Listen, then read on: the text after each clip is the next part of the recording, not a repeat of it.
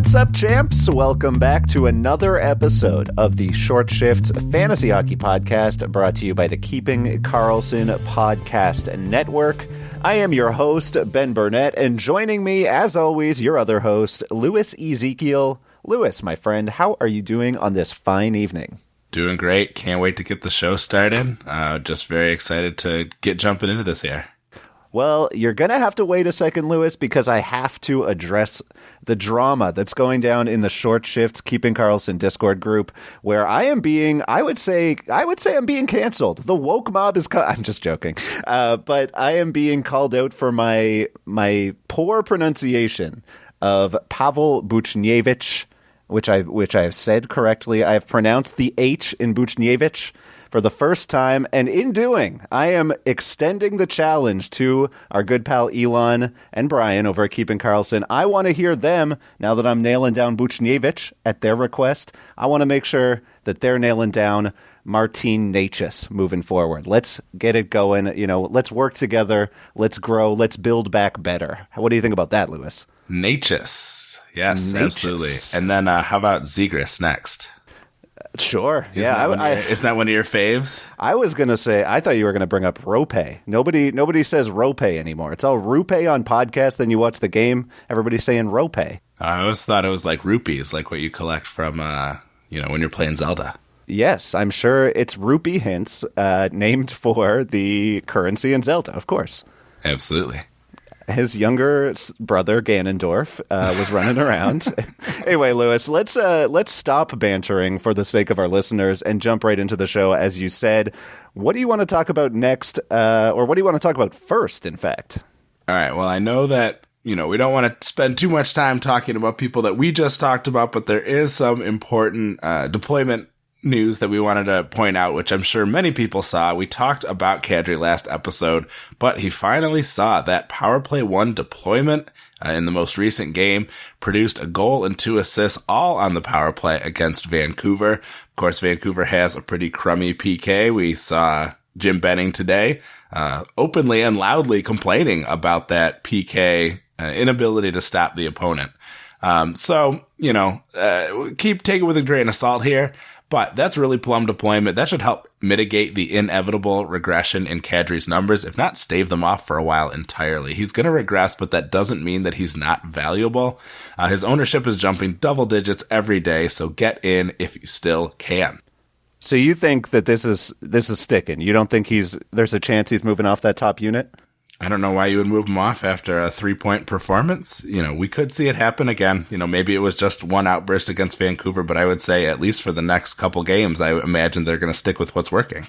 Yes, I think that makes sense. And when I saw that you were bringing up Kadri again, I wanted to look at sort of where his ownership rate is to sort of see what level of league you would probably be wanting to make a move. And there are a few guys like Martin Necas, who we just mentioned, Connor Garland, Jamie Benn, Andrew Mangiapane, Radulov, Burakovsky. These are guys who are owned in more leagues than Nazem Kadri. If you are rostering one of those guys and not Kadri, that's an easy switch for me. But obviously, hit us at shortshifts_KK on Twitter if you want to ask us about who you could drop to get Nazem on the squad. No underscore there, BB. Just at shortshiftsKK. You had Mangiapane on that list. That's the only one where I might be a little hesitant just because the dude continues to pour it on. I believe he has 2 goals here on Thursday night. So just one that maybe would take some time to consider. You wouldn't drop Mangiapane for Kadri? You're the Kadri poster boy.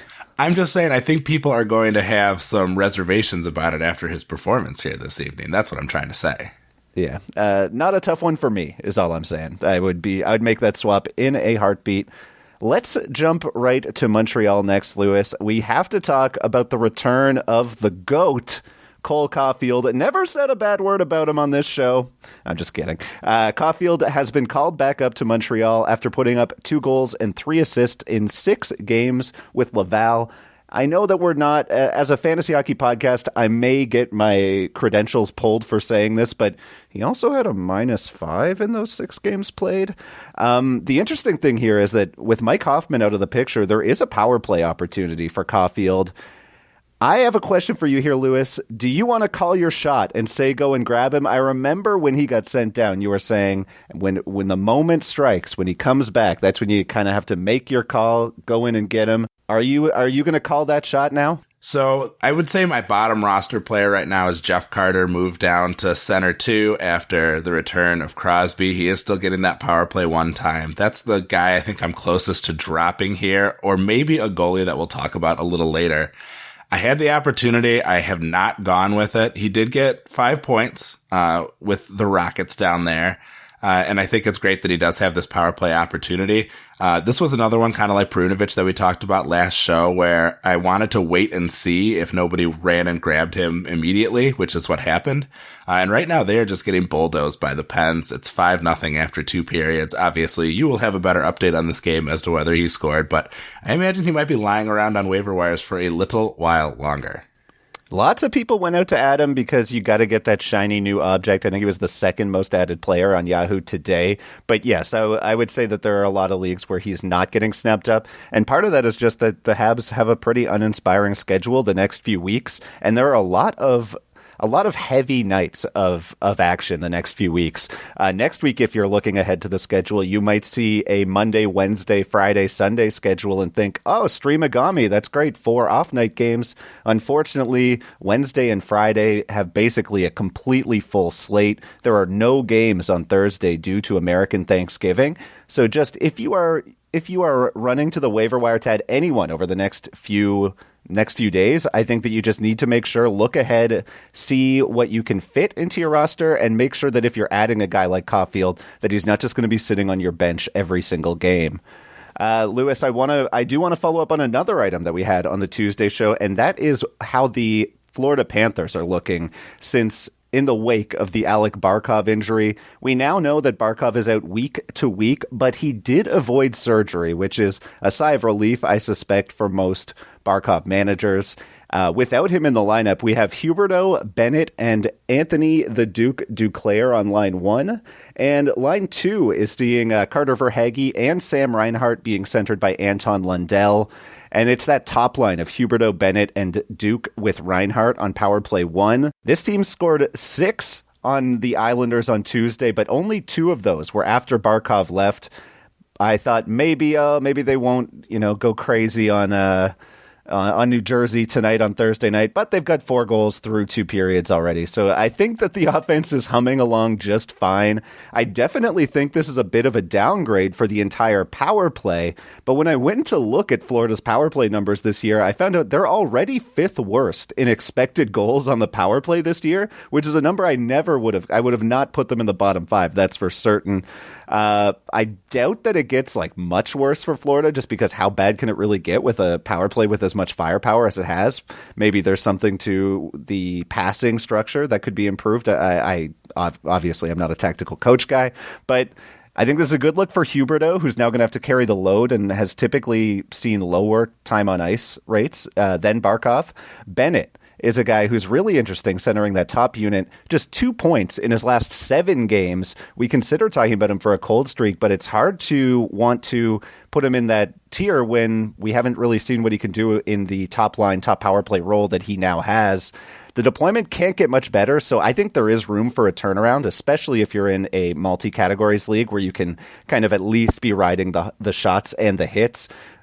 The Duke as a power play 1, line 1 guy, to me, is a must hold. And then it's a really interesting spot for Anton Lundell as well, the rookie, an interesting option in deep leagues now that he's likely to see top 6 minutes for the foreseeable, though Florida also has a bit of that Montreal bad schedule-itis coming up. The one player who I'm a bit bummed out for, and he already scored a goal tonight, so maybe I'm worried too much about it, or thinking I'm thinking myself into some stress. But it does seem like this could be a problem for Carter Verhaeghe. It's interesting to see how he'll do without Barkov. He has 13 points in 16 games, even though he's averaging 1 shot per game less than he did last year, down from 2.5 to 1.5. So that's something that's worth watching. Maybe Barkov being out means that the shot rates will go up. It'll be interesting to see. Like I said, the Panthers have no off-night games for the next few weeks, so I am not dropping Carter Verhaeghe in shallower leagues, but just because of the loss of Barkov and the lack of power play one, he's kind of on my radar, and I'll probably have a shorter leash with him than I usually would if he does struggle for a few games. Yeah, I think that's a fine approach. You want to make sure that you are maximizing those spots, and if he is not getting the kind of deployment that he was used to, that could be potentially problematic. Michael Clifford at Slim Cliffy on Twitter had in the Dauber write-up, his ramblings talked about the Panthers and kind of how surprising it is to see the amount of spread that we've had for the scoring. Like, it hasn't really been falling as much as we expected on, that really strong top six. Just interesting to maybe keep an eye on E2 Luosterainen. I hope I did okay on that one. But that's another guy. He's third line center right now, but he's been up and down the lineup a little bit, and he's been quite productive from that spot too. So if you're in a really deep league, that might be a guy who could pique your interest potentially. I think you're supposed to Shakespeareify that name. I think it's A2. Oh, I like that. Yeah. Lewis, we are going to take a quick break, and when we come back, we're going to talk about a couple of players who have been hot. You're listening to Short Shifts. Welcome back to Short Shifts. Lewis, my friend, why don't you start us off with our streak section for tonight's show? All right, so I want to start with a couple goalies who, we're sort of trying to figure out what the hierarchy is going to look over there. We feel like they are part of tandems, but are kind of been on opposite ends. Ilya Samsonov, kind of on the outside looking in, and Jonathan Quick looking to establish himself as potentially a true number one. So this was really interesting to watch them go head to head, and both had outstanding performances, allowing only one goal between them. The second goal against the Kings was an empty netter. Let's start with Samsonov, just to sort of say that I shook my magic 8-ball on the Washington goalies, and it said, answer hazy, ask again later. Samsonov's shutout of the Kings was a very nice outing. It certainly improves his outlook in the battle for starts with Vanacek. This is a ask again in 2 weeks kind of question, as that goes back and forth. But Quick was also outstanding, allowing just one goal on 37 shots. It really took a series of crazy bounces to beat him, and he seems like a pretty clear number one at this point. I've heard folks saying, well, they didn't pay all that money to Peterson to have him be a backup, but I would remind those people that they are paying Quick more, at least in terms of cap hit, and they want to win games. So until they start losing games on account of Quick, which certainly wasn't the case here, although they lost, I think Quick is going to keep getting about 2/3 of the starts. Yeah, I don't see why you would bench Jonathan Quick, but I also know, Lewis, that you are holding on to both Quick and Peterson in the Cupful, a league where the Keeping Karlsson Ultimate Patron Fantasy League, which I have to differentiate because we have received more and more folks thinking that we're saying the Cupful, which is not a word. But I know you're holding on to Peterson. It's really hard to hold on to the kid when he's not getting any starts. Are you ready to call him a snoozer, Lewis? I got to know. So I think I am snoozing by having him on my roster, but I am holding on to him for a reason, because they do have a back-to-back this weekend, and one of them is going to get the start against Arizona. I really want to squeeze that start out first. I would love if Peterson played Saturday and Quick played Sunday. I doubt it's going to happen that way, but it would be nice so that I could then drop Peterson for a streamer.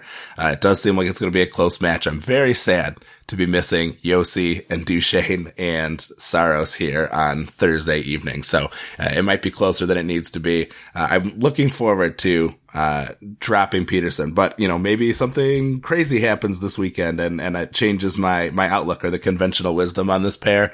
But as of Thursday night, my thinking is Peterson will be available on the waiver wire in Cupful Tier 1 before too long.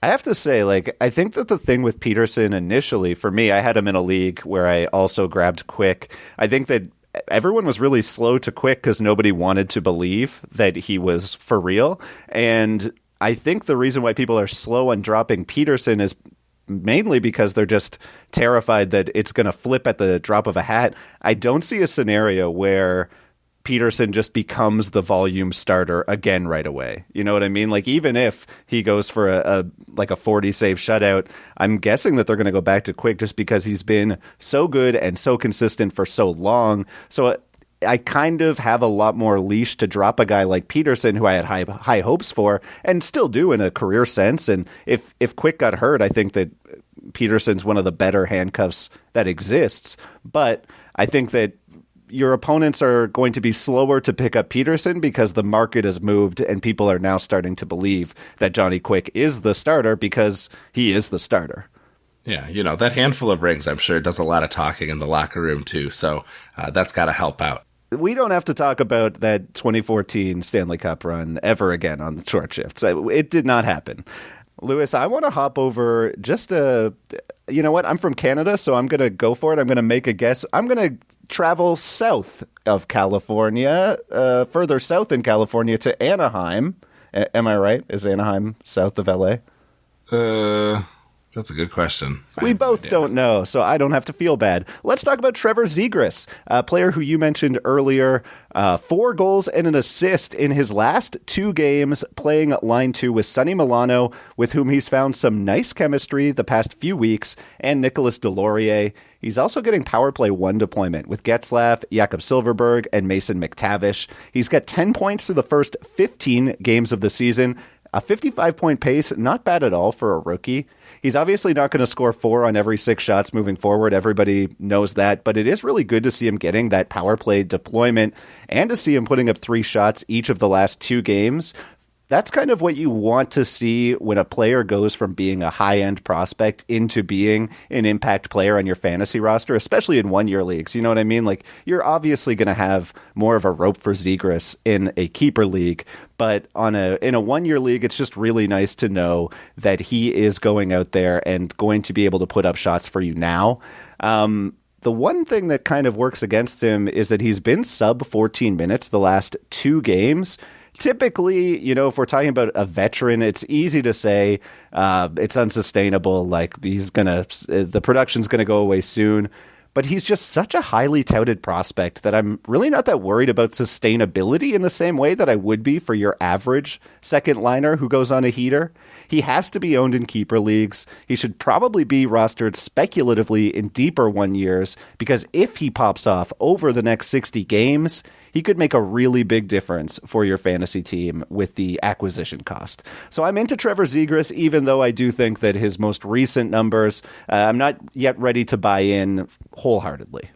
Yeah, I think that's a great point. The only thing that I'll add is I think part of his kind of slower start has been that he has spent some of his time just out there kind of getting pummeled. He wasn't missing a ton of time, but like he was getting hurt or banged up in a lot of these games. And I think the physical toll took a little bit out of him too. So that might be something to keep in mind. He might be able to pick it up a little bit as he starts to feel a little better, as long as he can, keep some of that weight off of, from the other side, squashing him on the boards. Wouldn't you be more worried if it's about wear and tear, if it's about usage, wouldn't you be more worried about him potentially hitting the rookie wall? That would be my concern. I suppose that's another way to look at it. I guess my thinking is like he really hasn't gotten his opportunity to put himself out there at 100%. And if that's the case, then maybe he's got a little more to show us that we haven't seen, I guess is my thinking. I mean, I think we both agree. He's got a lot more than we've seen so far, but the question is it going to come this year, or are we going to have to wait a little bit longer? I think we're both in agreement that there are some interesting signs that we're definitely watching closely. Lewis, why don't you take us on to our next streak? Sure. Speaking of someone who took a little while to get online, I feel like we're seeing a little bit of a resurgence for Marc-Andre Fleury, who now has racked up 3 straight wins, during which he has allowed as many goals, 5 in those, as he did in his preceding start against Winnipeg. He's still not getting a ton of help defensively. He really had to be great to keep Seattle off the board for as long as he did, including some really spectacular individual efforts. I was just perusing through the NHL GIFs Twitter feed, and he just made some ridiculous saves, some against my players. I was a little sad to see. But he stopped 40, 21, and 29 shots in his last 3 starts. It is worth cautioning they came against a Pittsburgh team that was struggling up until Thursday night here, as well as Arizona and the Kraken. Just as another side note on a player we discussed last week, Jordan Eberle managed to keep his point streak going despite MAF's efforts, so he's now up to 9 points in his last 6 games. Fleury is going to face Edmonton, Calgary, and St. Louis in the next 4-game stretch, and it's very possible that Lankinen could take the Vancouver start on the second half of this weekend's back-to-back. So before we get too excited and declare Marc-Andre Fleury fully rehabbed, I think that we should see how he does against those more potent offenses. All right, Lewis, I'm going to take us to our final hot streak of the evening, and shouts out to patron Brett in the Keeping Karlsson Discord group for requesting this one. Matt Barzal, Brett wrote, shots are up, but he's not scoring at a higher pace than last season. The assist rates are down. His minutes are all over the place. What can we realistically expect from Barzal rest of season? We're seeing a 50-point pace at the moment, which is 18 below his 3-year average. And Brett's right. I mean, Barzal's been surprisingly mediocre. Trotz may have noticed as well. Barzal played a season-low 14-11 on Tuesday, which was his lowest time on ice in a game since 2019. The shot rates do look good, like Brett mentioned. He's up to 3 per game, which is about half a shot above his career average, which, you know, you love to see it, but typically what you want to see is a guy converting on more of those chances. And the issue with Barzal is he's just not a high-rate converter. He is seeing an uptick in his individual expected goals for, which is positive, but I would say just based on the danger of Barzal's shot through his career, it means that he's more likely to approach the high 20s, like 28, rather than be around the 22, 23 we may have expected in terms of goal output. What's really in the way of his breakout, though, into that point-per-game player you could picture him being when you watch him play. I mean, he looks like a guy who should be in the Art Ross race every year. But that Isles power play, oh boy. Barzal has just 1 point on the man advantage this season in 13 games. Combined with his power play pace last year, if we took that and extrapolated over a full season, he's pacing for just 11 power play points over a full year. Part of that is bad percentages luck. He's got low on ice shooting percentage, but ultimately I think it's just pretty clear. You look at the players, you look at the results over several years. It looks like Nashville, right? It looks like Philip Forsberg trying to do something with nothing on that Nashville power play for all those years. And the Isles are bottom 5 in expected goals for per 60, just below the aforementioned terrible Florida Panthers power play, which I think we can all agree we would expect to be doing a lot better than the Isles. I do think we get some positive regression here at even strength and on the power play, but that power play ceiling is severely capped, and I just can't see Barzal hitting that 67, that 70-point pace that we may have been hoping for. And I think that Barzal drafters are always kind of hoping this is the year where you hit dynamite. And one of these years, I really do feel like you're going to take that swing on Barzal. He's going to be a point-per-game guy. You're going to be laughing. But I don't think it's this year. And I think that if things stay this dire on the power play, we could be looking at a player who's more likely to finish in the 60 to 65 point range, which is a bit of a yikes, I'd have to say.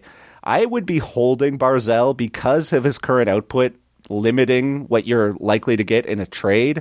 Maybe if you're in a more shallow league, you could drop Barzal. I do think it would be tough to drop him for Kadri because of the deployment I'm expecting long-term through the season, but, it's not out of the ordinary that you could drop him for Kadri and try and get Barzal back when he does start to put it together in some leagues. If you could get a 70-point plus guy, or maybe even a 65-point guy who scores more than Barzal, scores 35 goals a year, I'm taking that and running. Yeah, great research on that Barzal piece. I know that the patrons will appreciate it. I just, the only thing that I will add is that I think we should stop waiting for something to change. I think the Isles power play is what we think it is. If it's not going to change personnel, let's stop pretending that things are going to change when nothing has changed. You know what I mean?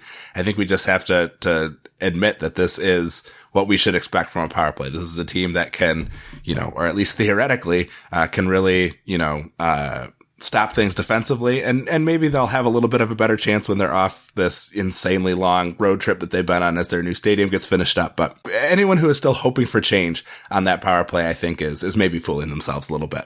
Abandon all hope, ye who enter Long Island, right? Lewis, that is all the time that we have for this evening's episode of the show. For myself, thank you so much for listening. Can you sign us on out of here, buddy? Absolutely. Thanks, as always, for joining us. Please be sure to give us a follow on Twitter at ShortShiftsKK. We've been super active lately, taking all kinds of great questions, sit-start stuff, trade ideas, all of it. Brian and Elon, of course, can be found at Keeping Karlsson, Dave Betton of the Stream Scheme at NHL Stream Scheme. Tag us all. We can fight over giving you the best answer. Visit the great sites that we research our episodes with at Yahoo, Frozen Tools, Natural Stat Trick, and Caufield.com. Our intro and outro music was created by Pat Roach, and until we see you next time, play smart and keep your shifts short.